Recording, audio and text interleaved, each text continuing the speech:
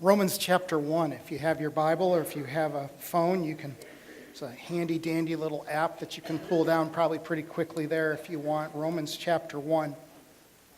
Before we read Romans 1:20, I got to tell you that I'm always amazed on the number of people that find their way to this church in some of the craziest ways.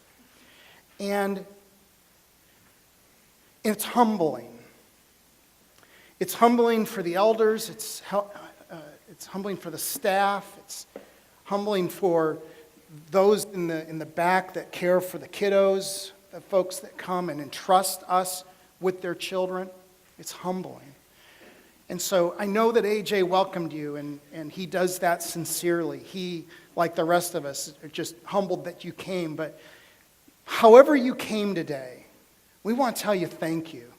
Let me just say this as well. We believe with all of our hearts, and if I had $1 million to bet, I would bet it, that God has a reason why every person in this room is here.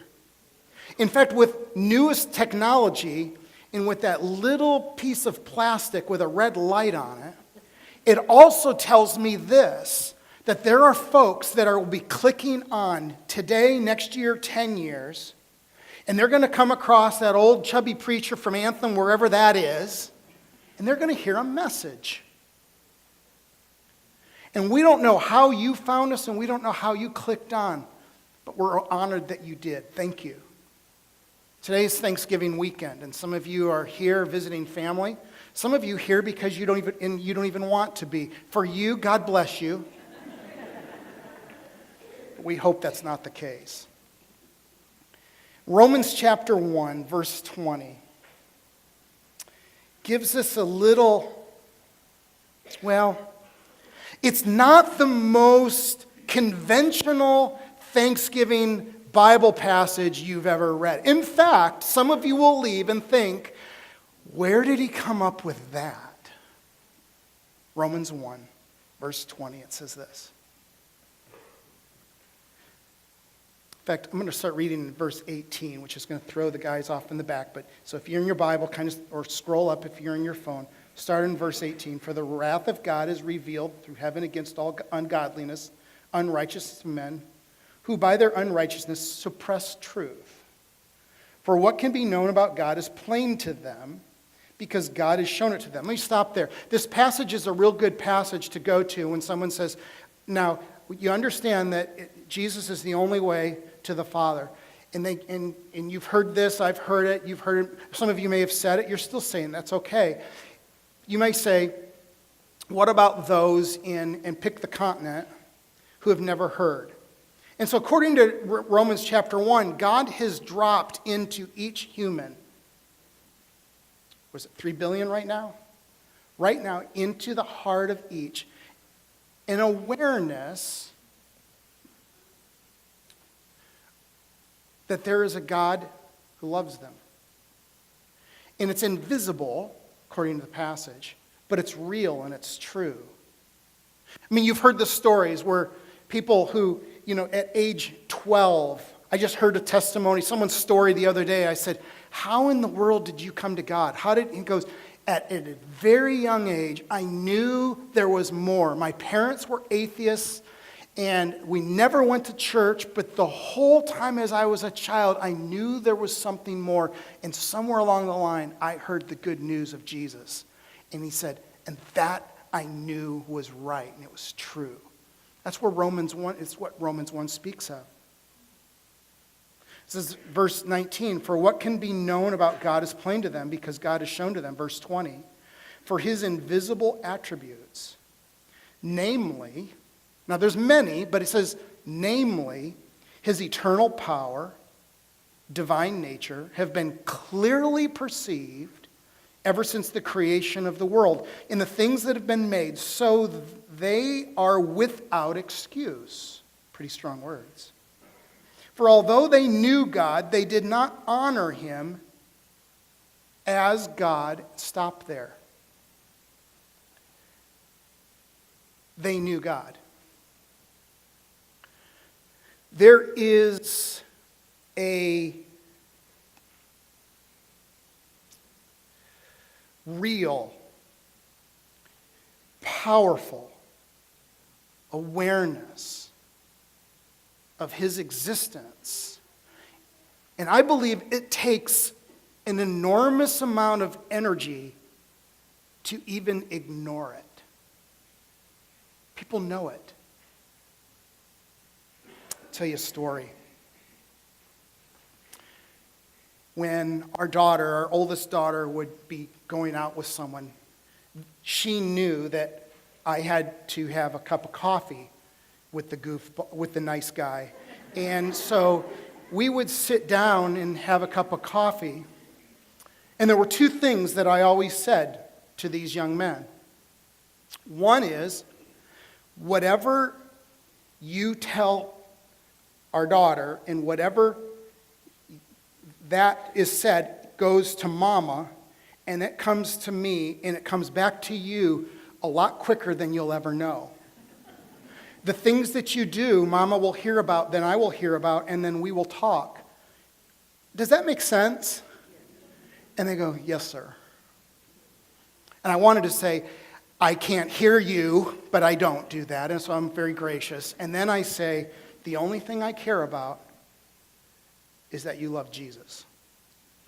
You see, the conversation that I have with lots of people is they say, I'm in a new relationship with a guy or a gal, and the first thing I always say is, how is their relationship with Jesus?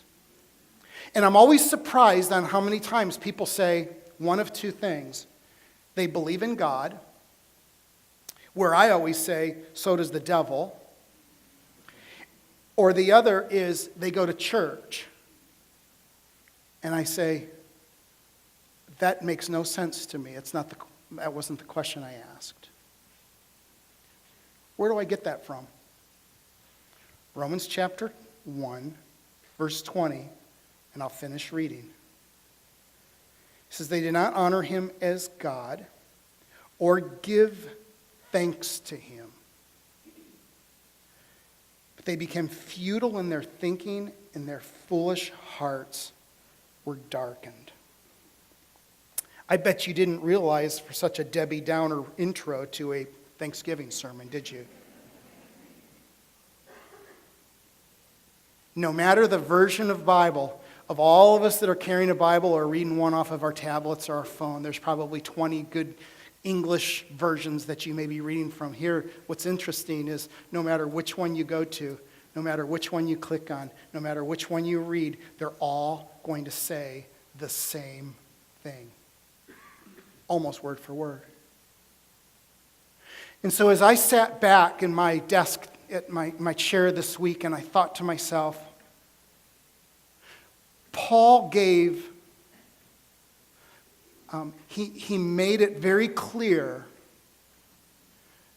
that he was talking about a very lost pagan person. By the way, he wasn't talking to a church, or he wasn't talking to a particular person or a group of people. He was talking to people just like me. And he says to me, Randy, I don't care about your awareness on who God is. Paul says, you acknowledging that there is a God is, mind me saying, it's actually silly. It would be like saying, I acknowledge that there's a sun and a moon. And you go, what? Paul says, I don't care whether you acknowledge that there is a God. I'll give you that. He goes on to say, here's where the wheels fall off. They don't honor him, and they don't give thanks. That's huge. And you say, that sounds so simple, and it is. On one level, it is so simple, but here's what's required. When we give honor and thanks to God, we first acknowledge him. Billions do that. Good for you. But then he says, honor him. Give thanks. And honoring God and giving thanks to him requires something that is so impossible for some. Requires submission. You say it sounds so easy. But you know it isn't. Because when we submit, we say, my life, God, is your life. As hard as it may be, as tricky as it may be, hey, as lonely as it may be, my life is yours. So Paul's message in Romans chapter 1 is, it's for all of us. It's not for this pagan group someplace. But it's a message that says, okay, you go to church and you own a couple Bibles and you do this and you do that and you believe that. Great, good for you. But where's the honor and where's the thanks? And that was the question I had to ask myself this week. Do I honor him and do I thank him? 5 things that take place is they knew him, they didn't honor him, they didn't give thanks, their thinking was futile, and what was the last one? Their hearts were hardened. Last night was a special night for us. Our oldest daughter got engaged, and it was kind of a cool thing. Yep, thank you. So our son gets married next month, and Tatum, we're going to allow her to get married in the next 10 years, and then Tessa another 20. And so what's different about marrying off a son and a daughter is one is very expensive, and so today's offering is coming to me.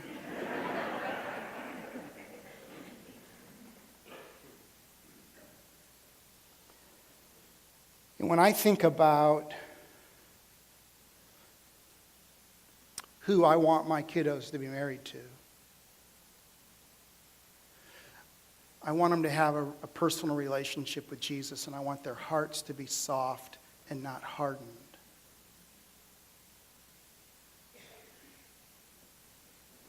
I've been around a lot of money. You have too. You've seen the rich of rich. You've seen the poor of poor. Some of you have been on mission trips. You know, last week we're trying to get 3 times more people go on a mission trip this next year than ever before.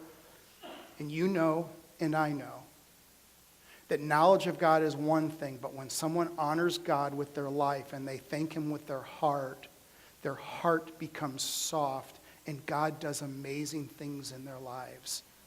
And for those of you that know God and have kiddos like we do, and ours are in their 20s, that's all I care about. And I joke about wanting a meal ticket, kinda. But at the end of the day, that's all I care about. There's 2 signs of an ungrateful heart. First is that we receive from God's hand daily blessing without giving thought of where it came. God's mercies are new every morning, life and breath and health and friends and food and clothing and kindness of others. All of it comes every day, and it comes from God. It's foreign to me, to be honest with you, to not acknowledge him and honor him and thank him. It's foreign to me to think that somehow I was smart enough or just fortunate enough to have this life. It's foreign to me to meet someone who takes full credit for the things that they have in their life. It's foreign to me. My whole life, I have had good people in my life who at times have had to be stern, but to remind me over and over and over that it is God who I must thank. And it is God who loves me, and Jesus who cares deeply for me in my situation. Whether I have gotten myself in that mess or not is irrelevant. Jesus loves me, and he wants the best for me. And it's foreign to meet someone who doesn't understand that. I'll also say it's an honor to even say those words publicly. It's an honor.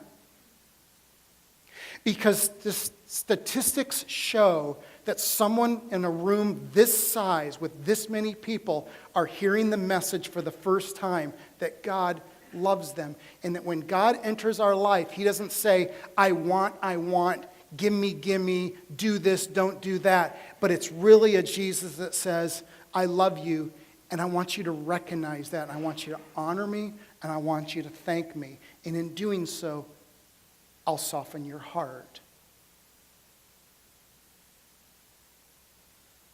Number two,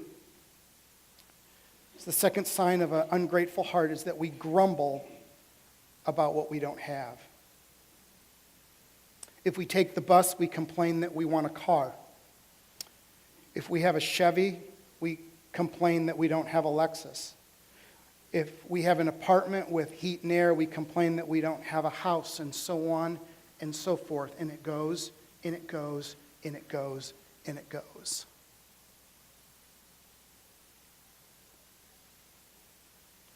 And so I ask the question, how do you and I combat that? I mean, at Thanksgiving, you had your friends and your family and your food, and you had so much to be thankful for. And you might have offered up a token, which is fine. Thanks for this, and maybe a prayer, and everyone held their hands, maybe even, I don't know. But what do we do with a heart that truly is ungrateful? And is there an answer, or is there a remedy? And I think Psalm 138, verse 1, let me tell you how I got this, if you give you a minute to find it. If you're looking for the Psalms, it's in the middle. I can't help you any more than that. Psalm 138, chapter 1, we were sitting in our office, and in my office on Monday through Thursdays at 9 o'clock, we sit and we have prayer. I've invited all of you to come, and apparently you don't like prayer because no one's stopping in. But you're welcome anytime to stop in. We don't have food or drink. I can't help you there, but we have prayer, and so you're always welcome if you're nearby. It'd be our honor to have you. And as we were sitting there talking and getting ready for prayer, Jen, our children's director, pulled out the Bible, and she just read these words. And I sank in my chair. No one knew it. But something was happening in my heart, my mind and my heart that was significant as she read these words. I want to read them for you. I give you thanks, O Lord, with my whole heart. Before the gods I sing you praise. I bow down toward your holy temple and give thanks to your holy name for your steadfast love and your faithfulness. For you have exalted above all things your name and your word. On the day I called, you answered me. On the day I called, you answered me. On the day that I called, you answered me. My strength of soul, you increased.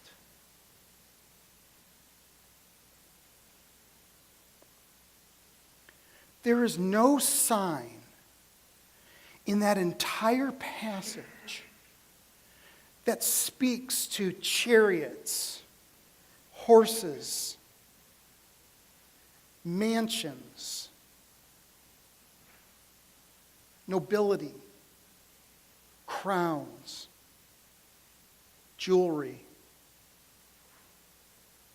people coming and bowing. There's no sign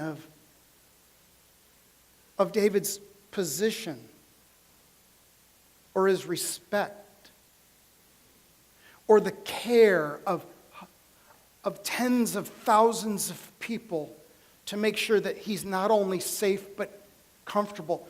There's no sign in Psalm 138. And as Jen read that the other day, it dawned on me. For the person at that moment who had everything, there was no sign of anything that could be taken. And this is not the time that I'm picking a rock and throwing at us. Those that this past Thursday have thanked God for family and friends and house and clothes. I get all of that. And I'm grateful for those too. But what I'm suggesting is this, and I just beg you to consider this, that as we thank God for those things, that we keep those things in perspective. Let me say it again. For those times and moments where we thank God for the things in our life, our jobs and our health,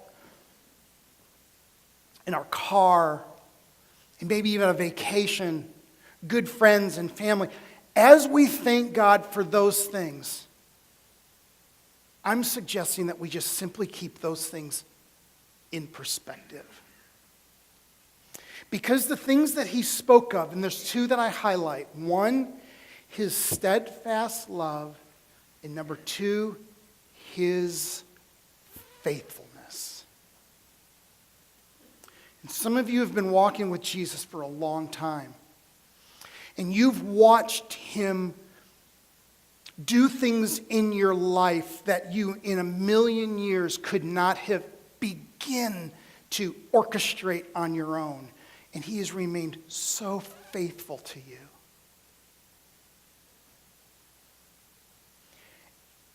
And yet there's someone here who is yet to take that step even once. And I've got the best news in the world. If you trust Jesus, he will never, ever let you down. And I've been walking with God, or at least trying and giving it all I got, and sometimes that's not a lot, for decades. And over and over and over, God has provided.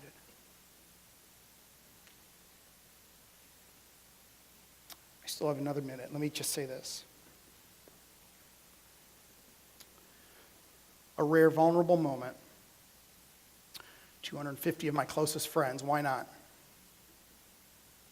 The toughest thing about our kiddos getting married and taking their whole life, and moving on and doing their thing. The hardest thing. I mean, there's a lot of good things. Finally, if I put something in the fridge, I come back, it's probably going to be there. That's a good thing.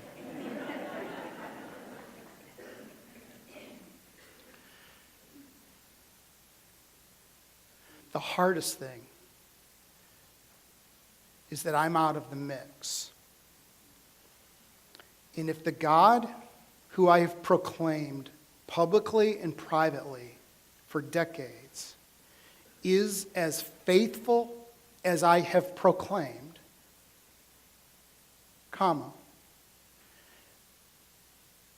today I must put my money where my mouth is. And some of you even have adult children or teenagers, or maybe even a parent that knows nothing of the love of God.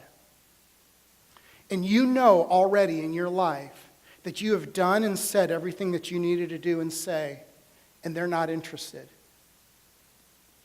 And you know in your heart that God's faithfulness in your life is so grand and so full and so real that the things and the stuff in your life mean nothing compared to those two things, his steadfast love and his faithfulness.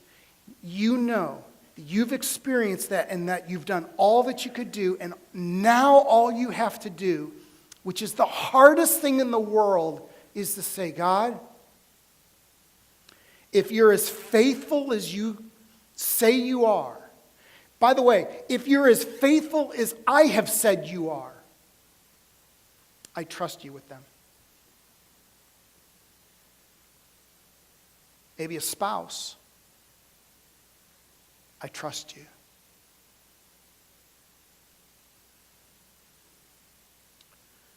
Thanksgiving is not a time,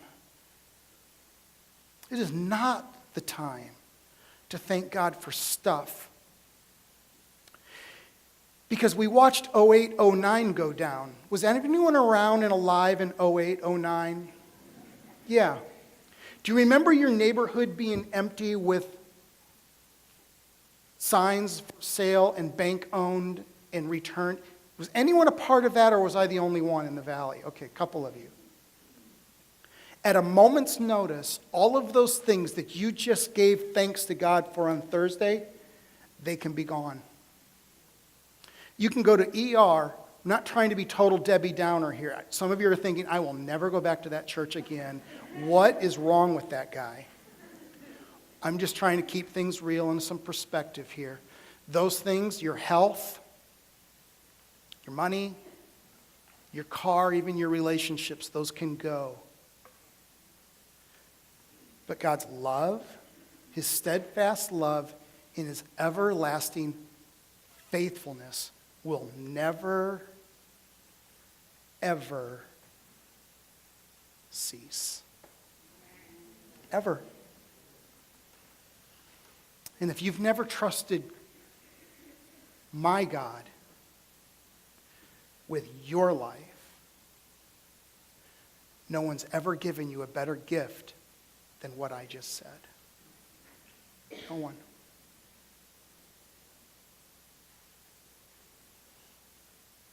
And I am completely humbled that God allows family after family after family to make their way in this room to hear that message. Some will never be here again. Someone will never click here again. It's okay. Because God's steadfast love and his faithfulness, it will remain.